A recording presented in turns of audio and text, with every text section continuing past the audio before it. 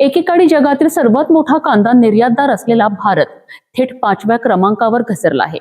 केंद्र सरकारच्या निर्यात बंदी आणि बदलत्या धोरणांमुळे भारताने जागतिक बाजारपेठेत आपले वर्चस्व गमावले का?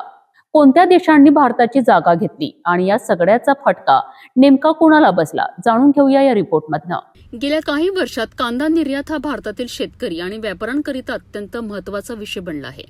मात्र वारंवार लावण्यात आलेल्या निर्याती बंदी आणि कठोर निर्यात नियमांमुळे भारताची जागतिक बाजारपेठेतील विश्वासार्हता डळमळीत झाली आहे. 2019 ते 2024 या कालावधीत केंद्र सरकारने 3 वेळा कांदा निर्यातीवर बंदी लागू केली.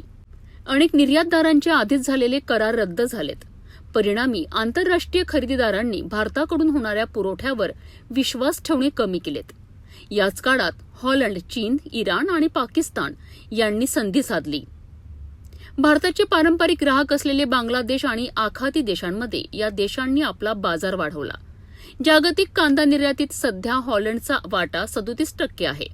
चीन 25% दुसऱ्या क्रमांकावर आहे आणि इराण 14% तर पाकिस्तान 13% वाट्यासह पुढे आहेत. भारताचा वाटा केवळ 9% आला असून भारत 5व्या क्रमांकावर घसरला आहे. भारताच्या निर्यातीची आकडेवारी पाहिली तर 2022-23 मध्ये देशातून तब्बल 25 लाख टनाहून अधिक कांद्याची निर्यात झाली होती. मात्र त्यानंतरच्या काळात निर्यात मोठ्या प्रमाणात घटली. 2024-25 मध्ये निर्यात अवघ्या 11,30,000 टनांवर आली. मात्र आता 2025-26 मध्ये काहीसा दिलासा मिळाला आहे.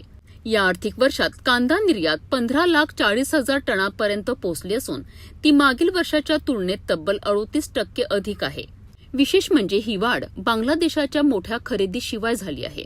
भारतीय निर्यातदारांनी श्रीलंका, गल्फ देश आणि फार ईस्ट बाजारपेठांमध्ये नवीन संधी शोधल्या आणि निर्यात वाढवण्यात यश मिळवले.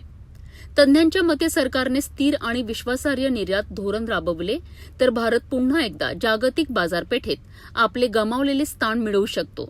मात्र त्याकरिता वारंवार बदलणारे निर्णय आणि अचानक लागू होणाऱ्या निर्बंधांना पूर्णविराम देणे आवश्यक आहे. भारताच्या कांदा निर्यातीतील घसरणी मागील कारणे आणि सध्याची परिस्थिती आपण बघितली. तुमच्या मते भारत पुन्हा जागतिक क्रमवारीत पहिल्या स्थानावर पोहोचू शकेल का? तुमचे मत कमेंटमध्ये नक्की कळवा.